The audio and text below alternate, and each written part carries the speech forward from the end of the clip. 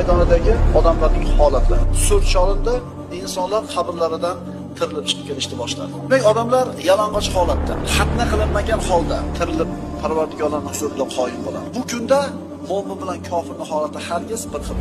Mo'minlar soya salqinda turadi.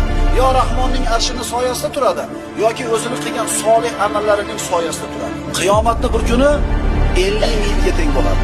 Endi quyosh 1 mil balandlikka tushib bo'lgan. Badanidan ter chiqadi. Kim to'pig'igacha terga botib turadi. Kim tizzasigacha, kim beligacha, kim bo'g'zigacha, kim botib turadi tersiga. 50 mil. Mo'minlarga 50 mil pesh bilan asr o'rtasidagi vaqtchalik.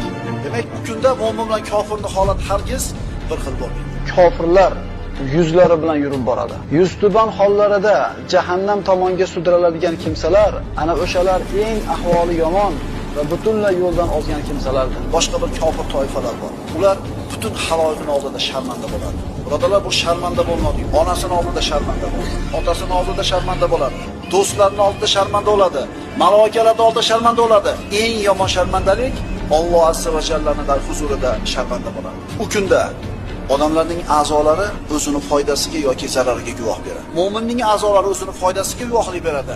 Kofirning a'zolari jasadidagi o'zini zarariga guvohlik beradi. Bir kun qaytib boramiz o'sha. U kunda insonlar nadomatdan yig'laydi. 50 ming yil.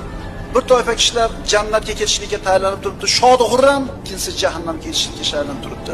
Xavotirda, afsus, nadomatda.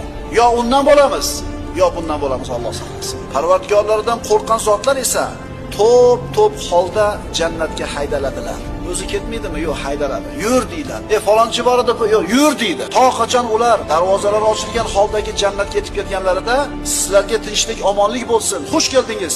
Bas unga mangu qolguvchi bo'lgan holingizda kiringiz deganlarida ular behod shodlar. Alloh ana shu shodlanadigan bandalardan qilgan bo'lsin.